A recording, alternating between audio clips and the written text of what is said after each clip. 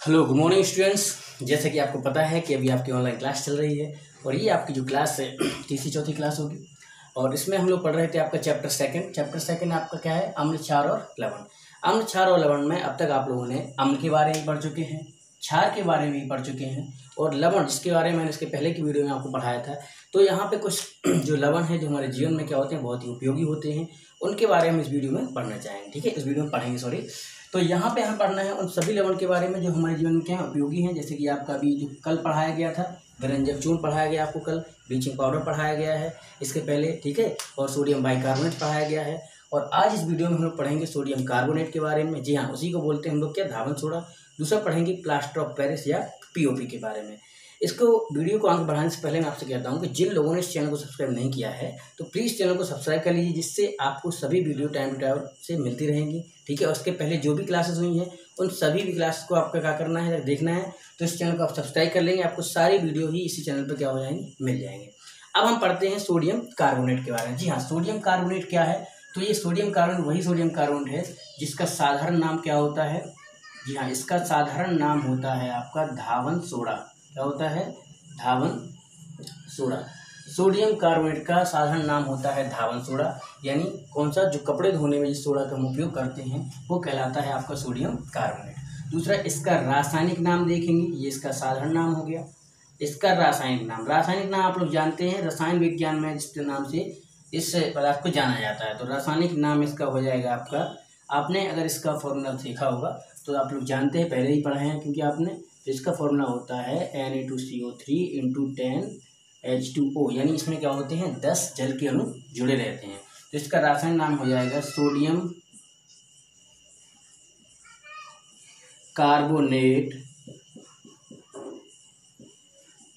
Carbonate और Deka hydrate. जी हाँ, ये क्या हो जाएगा, इसका रासायनिक नाम हो जाएगा सोडियम कार्बोनेट डेका हाइड्रेट। इस तरीके से हम लोग देख रहे हैं कि ये आपका क्या है, सोडियम कार्बोनेट है, इसका जो साधारण नाम है वो धावन सोडा बोलते हैं हम लोग, कपड़े धोने वाला सोडा। और दूसरा जो रासायनिक नाम है वो है सोडियम कार्बोनेट या सोडियम कार्बोनेट व डेका हाइड्रेट। अब हमें ये समझना है कि इसका हमारे जीवन में उपयोग क्या है, दूसरा हम किस विधि से इसको बना सकते हैं। तो सबसे पहले हम देखेंगे इसको बनाने की विधि। क्या देखना है, बनाने की विधि। जी हाँ, प्रिपरेशन मेथड बहुत आवश्यक है, तो क्योंकि आपके एग्जाम में प्रिपरेशन मेथड पूछा जाता है। सबसे पहले हम देख रहे हैं बनाने की विधि। देखिए, धावन सोडा को हम कैसे बनाएंगे। धावन सोडा बनाने के लिए सबसे पहले हमारे पास होना चाहिए क्या, NaCl। NaCl सब लोग जानते हैं, सोडियम क्लोराइड।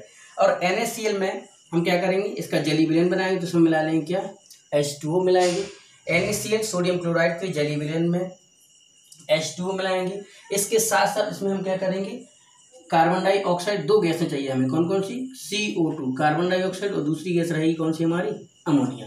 तो यहाँ से आपके बनाने की जो विधि है, देखिए यहाँ लिखवाने का सिस्टम ये है कि आप यहाँ समझते जाइए, आपको नोट्स भेज दिए हैं तो आप उससे लिख सकते हैं। ठीक है, तो इसको हम देखेंगे यहाँ पे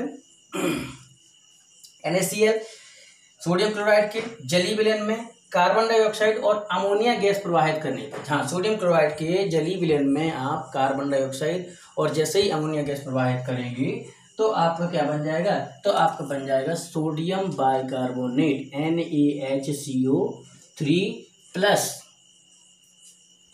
NH4Cl अमोनियम क्लोराइड।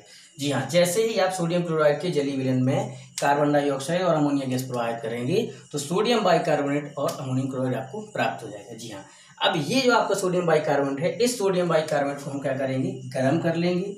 कितना गर्म करेंगे, जी हाँ, इसको हम करेंगे गर्म 100 डिग्री सेंटीग्रेड पर। कितने पर करेंगे, सॉरी सोडियम बाइकार्बोनेट को हम लोग क्या करेंगे, 100 डिग्री सेंटीग्रेड पर गर्म कर लेंगे।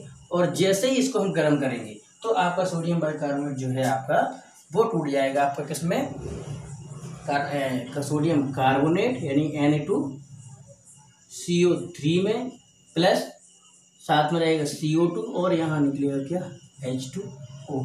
तो इस तरीके से आपका जो सोडियम बाइकार्बोनेट है उसको गर्म करेंगे तो चेंज हो जाएगा सोडियम कार्बोनेट में। अब जो ये सोडियम कार्बोनेट होता है, ये आपका आपने देखा है, सोडियम कार्बोनेट का जो सोडियम सूत्र है उसमें लिखा रहता है 10H2O। तो यानी हमें जो यहाँ पे सोडियम कार्बोनेट प्राप्त होगा उसका क्या कराना है, हमें उसकी रिएक्शन कराना है। किससे कराना है, उसकी रिएक्शन कराना है हमें H2O से। तो यहाँ से हम कराएंगे सोडियम कार्बोनेट की, किससे कराएंगे, रिएक्शन कराएंगे। कितने H2O, 10H2O। तो आपके जल के अणु जो होंगे वो इससे क्या हो जाएंगे, जुड़ जाएंगे। और आपका बन जाएगा Na2CO3 इंटू 10H2O। जी हाँ, ये आपका क्या हो गया, ये हो गया आपका सोडियम कार्बोनेट, जो हम क्या कर रहे थे, बना रहे थे। बनाने की विधि क्या है, फिर समझ लीजिए एक बार। सोडियम क्लोराइड की जलीय विलयन में, यानी उसमें क्या रहना चाहिए साथ में, जल। तो सोडियम क्लोराइड के जलीय विलयन में कार्बन डाइऑक्साइड और अमोनिया गैस प्रवाहित करने पर हमें सोडियम बाइकार्बोनेट और अमोनियम क्लोराइड प्राप्त होता है।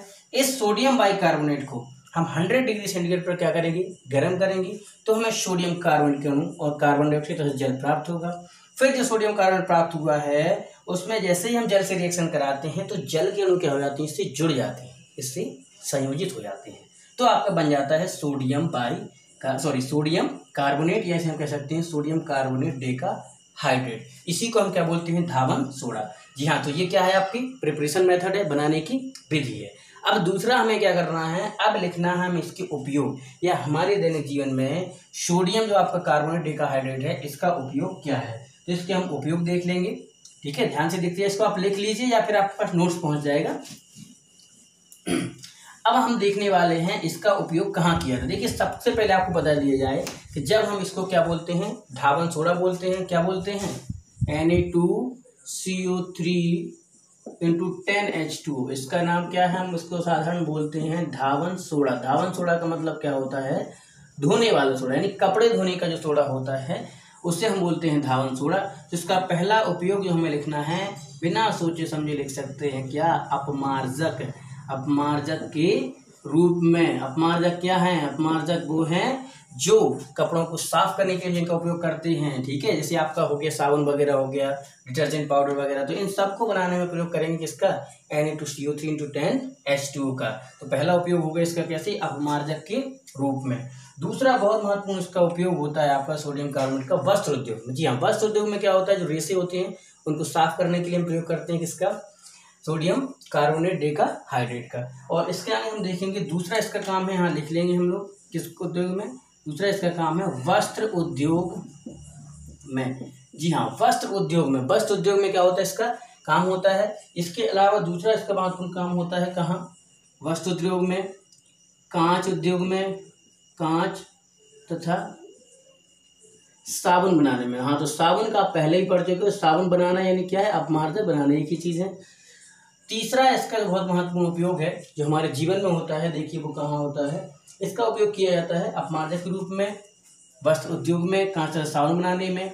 तीसरा बहुत महत्वपूर्ण जो इसका उपयोग होता है वो आपका रहता है किसमें, जल की कठोरता को दूर करने में।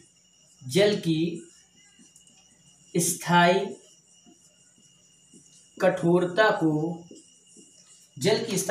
को दूर करने में। किसमें किया जाता है, जल की स्थायी कठोरता को दूर करने में। कैसे, देखिए, जब आप क्या करते हैं, कई जगह का जो जल होता है बहुत ही खारा होता है, उसमें लवणों की जो मात्रा होती है बहुत अधिक होती है।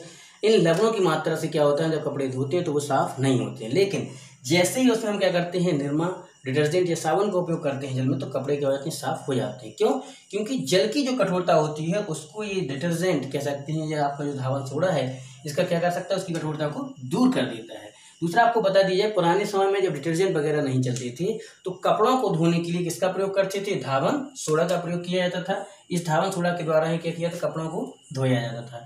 तो जी आपके क्या है, इसके ये उपयोग हैं किसके, सोडियम कार्बोनेट डेकाहाइड्रेट के, जो आपके जीवन में क्या है, बहुत ही महत्वपूर्ण है। तो इस तरीके से आपका जो एक और सॉल्ट या एक और लेवल क्या हो गया, कंप्लीट हो चुका है। कौन सा, सोडियम कार्बोनेट डेकाहाइड्रेट या धावन सोडा।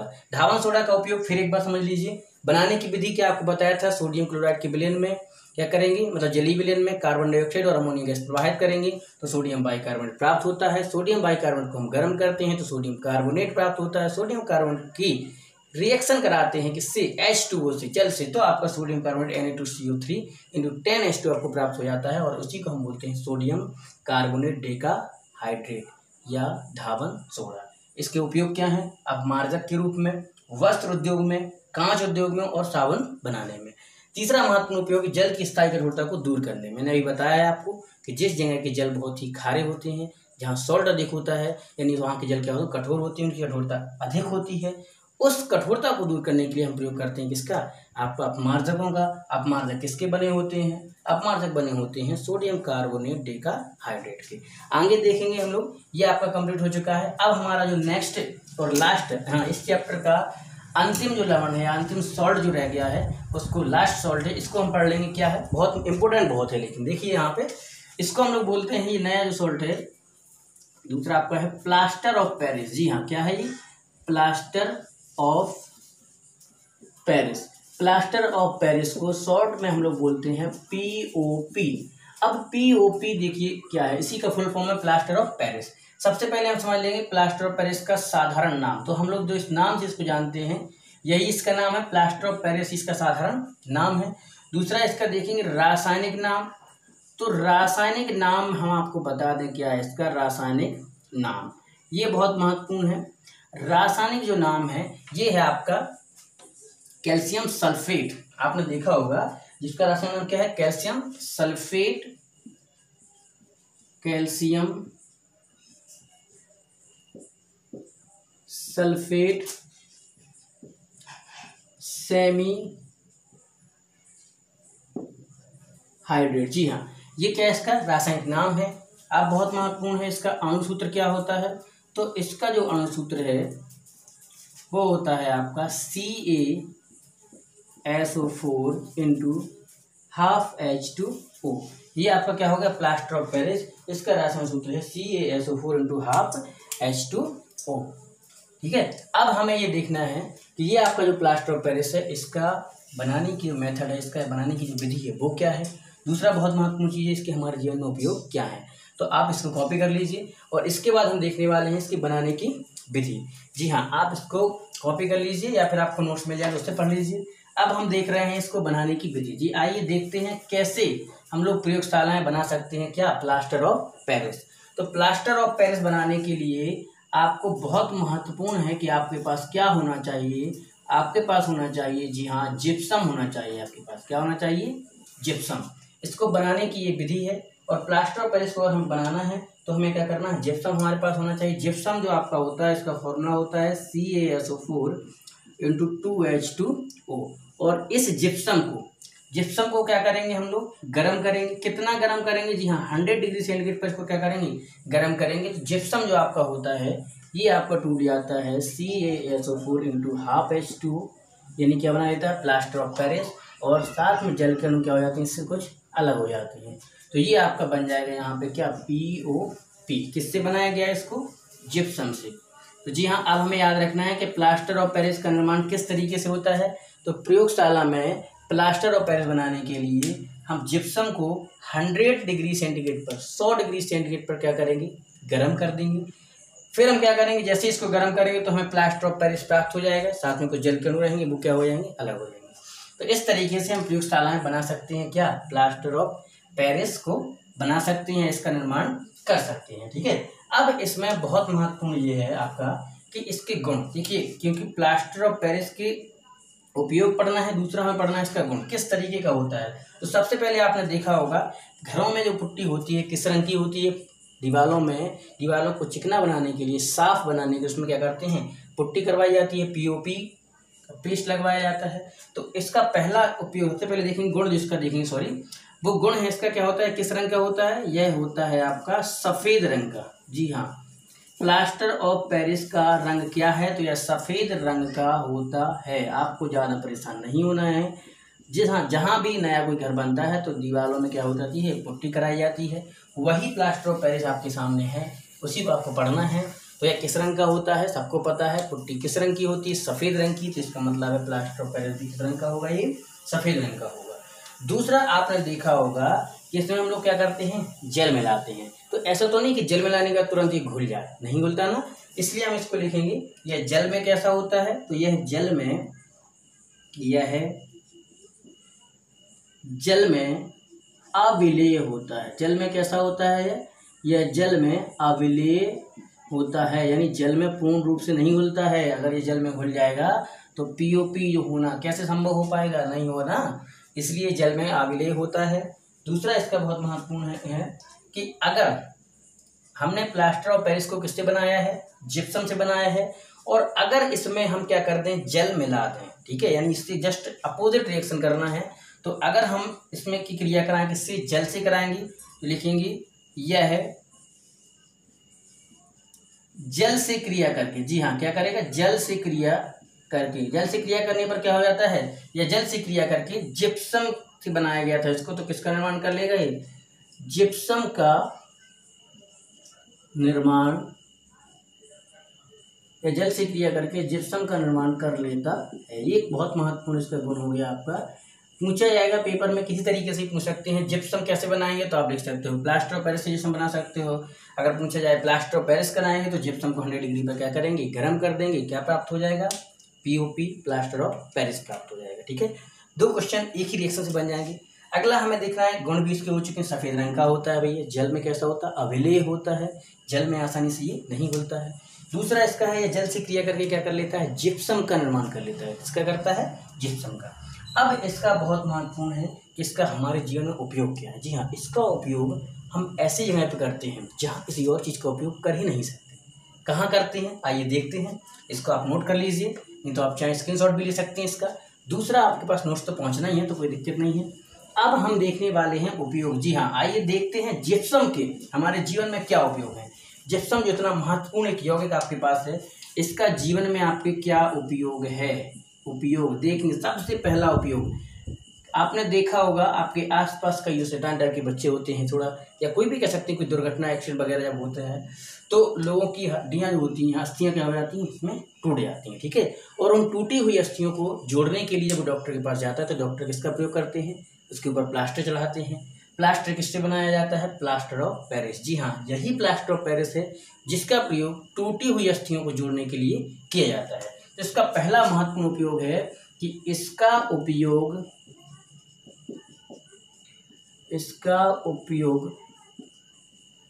टूटी हुई अस्थियों को, इसका उपयोग टूटी हुई अस्थियों को, इसका उपयोग टूटी हुई अस्थियों को जोड़ने के लिए, इसका उपयोग टूटी हुई अस्थियों को जोड़ने के लिए किया जाता है। बहुत महत्वपूर्ण, ध्यान रखना। जिप्सम का हमारे जीवन में क्या उपयोग है, तो जिप्सम का बहुत महत्वपूर्ण उपयोग है कि टूटी हुई अस्थियों को जोड़ने के लिए। भैया अगर जिप्सम नहीं होगा तो एक बार अगर अस्थि टूट जाएगी तो जिसको जोड़ना बहुत ही मुश्किल हो जाएगा। ठीक है, दूसरा इसका महत्वपूर्ण उपयोग है, आपने देखा होगा कि मार्केट में छोटे छोटे जो मेला वगैरह लगते हैं तो वहाँ पे खिलौने वगैरह रहते हैं मिट्टी के बने हुए। ठीक है, वो एक्चुअली मिट्टी से नहीं बनाए जाते हैं, वो बनाए जाते हैं किससे, जिप्सम से बनाए जाते हैं। ठीक है, तो इसका दूसरा उपयोग हो गया खिलौने तथा मूर्तियाँ बनाने में। खिलौने तथा मूर्तियाँ बनाने में जिप्सम का दूसरा महत्वपूर्ण उपयोग हो गया खिलौने तथा मूर्तियाँ बनाने में। अब आपको देखना है, 2 उपयोग हो चुके हैं। एक उपयोग है इसका उपयोग टूटी हुई हड्डियों को जोड़ने में, दूसरा उपयोग है खिलौने तथा मूर्तियाँ बनाने में, और तीसरा महत्वपूर्ण उपयोग, ये आपको बताने वाली चीज़ नहीं है, आपने घरों में, अस्पतालों में, स्कूलों में कई जगह देखा होगा कि दीवार जब बनाई जाती है इसके ऊपर क्या होता है, फर्श कराया, दीवार के ऊपर मतलब कह सकते हैं सीमेंट लगवाया जाता है, फिर भी उसको और अधिक सुंदर साफ बनाने के लिए, चिकना बनाने के लिए प्रयोग करते हैं किसका, प्लास्टर ऑफ पेरिस का। तो इसका हम लिख लेंगे दीवारों को, इसका उपयोग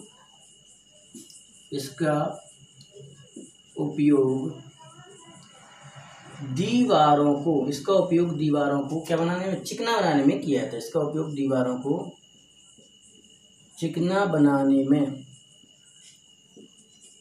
इसका उपयोग दीवारों को चिकना बनाने में किया जाता है।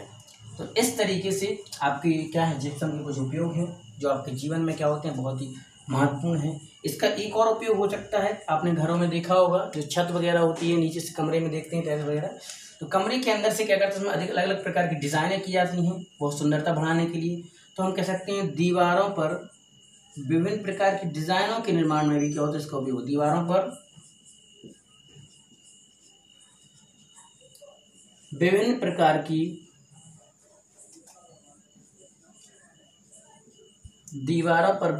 की डिजाइनों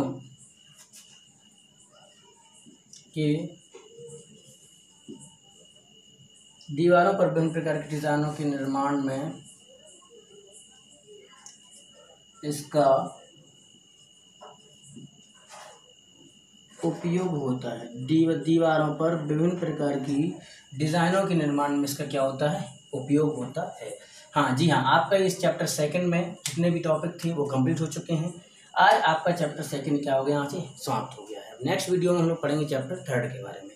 इस समय वीडियो आपकी कंप्लीट हो चुकी है। अब आपको थोड़ा सा एक बात बताना जरूरी है कि जितने भी स्टूडेंट आपके अभी भी स्कूल के ग्रुप से नहीं जुड़े हैं उनको प्लीज़ बताइए, उनसे कहिए कि आप नंबर दे के सर से बोल के इस ग्रुप से जुड़ जाइए। क्यों? क्योंकि आपका जुड़ना बहुत आवश्यक है। क्योंकि लॉकडाउन के समय जो है आपका उसका ये कुछ नहीं है कब खुलने वाला है, उसका समय बढ़ भी सकता है। तो आपको क्या करना है, अपना समय वेस्ट ना हो, पढ़ाई आपकी बाधित ना हो। हाई स्कूल का टाइम है बोर्ड का, आपको मेहनत करनी है, अभी से करनी है। नोट्स बनाते जाइए, आपके पास डेली PDF के माध्यम से नोट्स भी भेजे जा रहे हैं। इसके साथ साथ आपको करना क्या है, ये जो चैनल है जितनी भी वीडियो हैं अगर आपको नहीं मिली हैं, अभी आप जुड़ रहे हो बाद में, तो आपको चैनल सब्सक्राइब करना है। चैनल आपको पता है जिस पे आप वीडियो देख रहे हो ऑनलाइन केमिस्ट्री क्लासेस, इसको सब्सक्राइब कीजिए, लाइक कीजिए और कमेंट कीजिए। जितना आप इसको लाइक करेंगे उतना मेहनत से आपका वीडियो आएगी, बहुत अच्छी से वीडियो आएगी।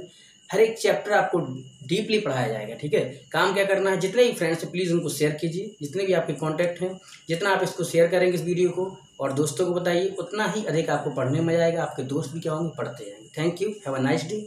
फिर मिलेंगे नेक्स्ट वीडियो में।